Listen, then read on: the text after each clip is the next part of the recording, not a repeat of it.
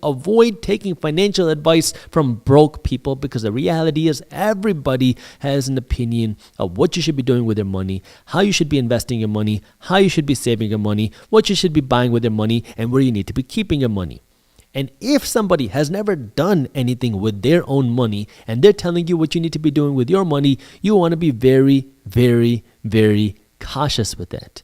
And this is where it can become a little bit difficult, because the average person is broke, and the average person is doing very similar things. And now if you want to do something different and you start listening to what, let's just say, wealthy people do, that might require you to do something that everybody else thinks is weird.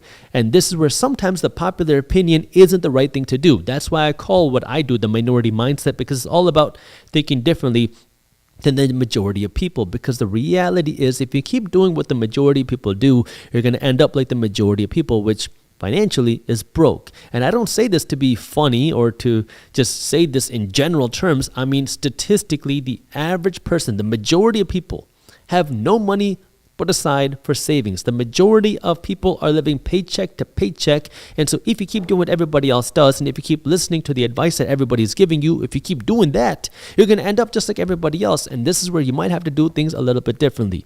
And you want to be very cautious with who you're getting advice from. I mean, one of the things that I say is never blindly trust a random guy on YouTube. I don't recommend you do anything, because your goals are different than mine. Your risk tolerance is different than mine. Your time horizon is different than mine. Your investment education is different than mine. And what you're looking to do with your money is different than mine. And this is where you have to learn from different people, different opinions, and then find the best option for you. And you want to be very cautious when you're listening to somebody who's never earned any real amounts of wealth. And this is where also, if you're working with a financial advisor, I also want you to be cautious, because some financial advisors can be very good. Some financial advisors can be not so good. Because some financial advisors are just people making $75,000 a year by telling you what you need to be doing with your money when they've never actually achieved that wealth themselves. And so now, if you have a financial advisor, the thing that I always say is good.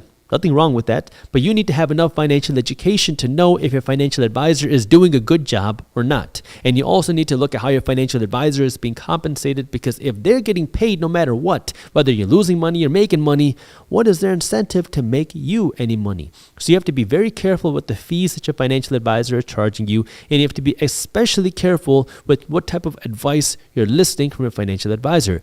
This brings me to number 2, which is you don't want to be the person that's just stimulating the economy to make the economy function. Because in this economic system, the way that our economy works is the more money you spend, the more money somebody else makes. The more money you spend as Sweetgreens, which I just tried Sweetgreens not too long, very recently, and I've become a very big fan of Sweetgreens almost overnight. The more money you spend as Sweetgreens, the more money Sweetgreens makes.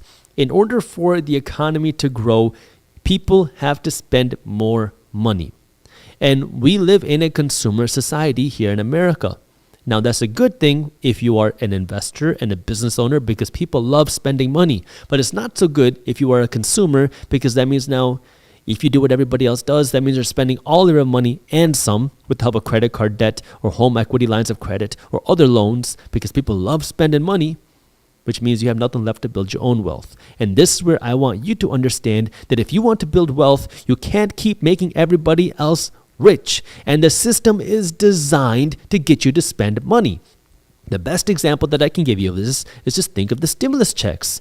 When the government sent out thousands of dollars worth of stimulus checks to people, what were those checks intended to do? Were they intended to A, make you wealthy, or B, make other people wealthy? If you think they were intended to make you wealthy, we got to go back to understand, what does a stimulus check do? It's there to stimulate the economy. Meaning, give the average American money, because the government knows that the average American is going to go out and spend this money.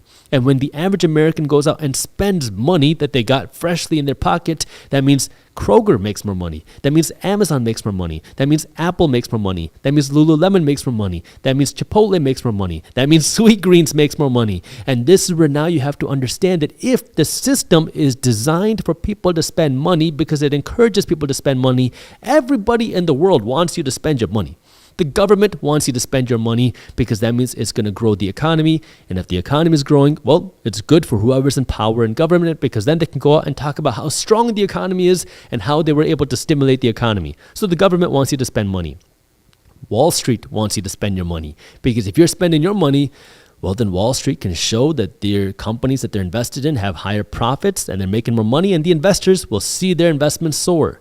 Corporations want you to spend your money because if you're spending money, that means Walmart's making more money. And if Walmart's making more money, well, that's good for Walmart, and that's why they want you to spend more money. The only person that doesn't want you to spend money is you. Because even your banker wants you to spend money. Because your banker wants you to spend so much money that you have to go into debt to continue spending money because your banker gets paid when you borrow money. And if you don't spend all that money, well, then your banker's not going to be getting paid.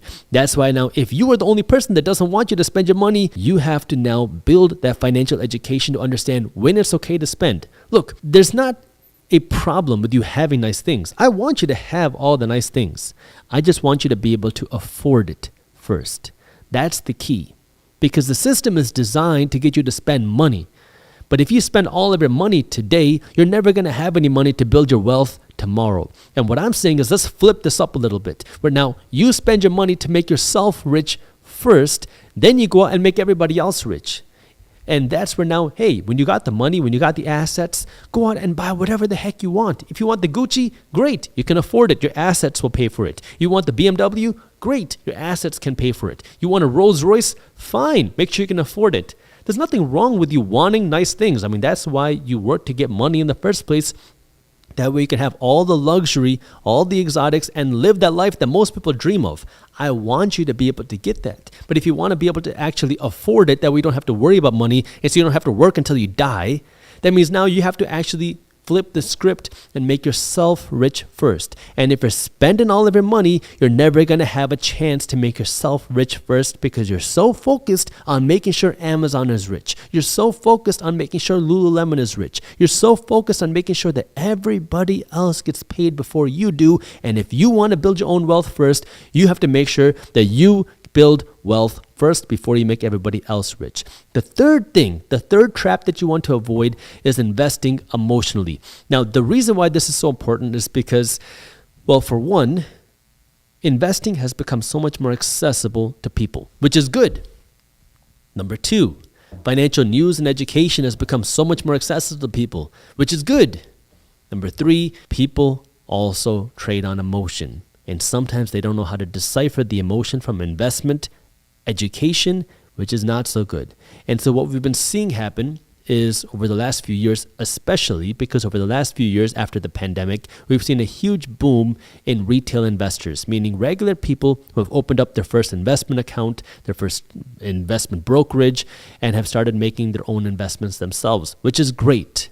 But without any sort of financial education, that also opens up a whole new world of hurt because people want to find the next hot thing. And now with the news and the media so accessible, people want to do what everybody else is doing because that's the natural human nature. And so when you hear of the next meme stock start to pop off, and you hear the news, you see CNBC talking about it, you see people on YouTube talking about it, you see people on Reddit talking about it. Now you get excited because you see that the stock has jumped 300%, and then you jump in and buy. Well, by the time it hits the news, you're probably too late. And then when things start to turn around, and whether it's a meme stock or anything else, that's when people start to panic. They start to sell. They start to get scared. They don't want to lose money, and so they sell. And so now instead of buying low, selling high, you're buying high and selling low.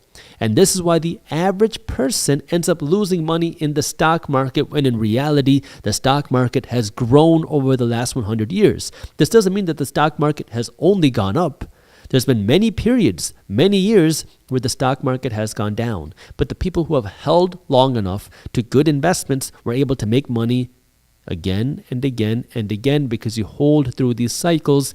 And you can never do that if you're investing emotionally. And unfortunately, the easy access to stock brokerages and the easy access to all the information on the internet is a double-edged sword, where if you use it the right way and you learn to get educated and you learn how to invest your money smartly, you can build way more wealth.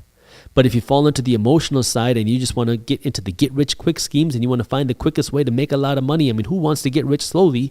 When you do that, well, you also risk losing all of your money and more because now you're following your emotions instead of following your finances, and also because a lot of stock brokerages make it very easy to trade on margin. Margin is debt. And so now, instead of investing the $1,000 that you have and thinking, man, if I could double this $1,000, that would be great, you can invest $5,000 because now your stock brokerage is going to give you all that extra debt, and now you could double your $5,000, make a whole lot more money, but now you can lose all that money and some, which is why if you're going to be investing your money, you want to understand that number one, long-term investing is where the real wealth is built. Number two, never invest more than you're willing to lose. Number three, understand that investing has risks. You're never guaranteed to make money when you invest. In fact, you will probably lose money at some point, which is why you want to never blindly trust a random guy on YouTube.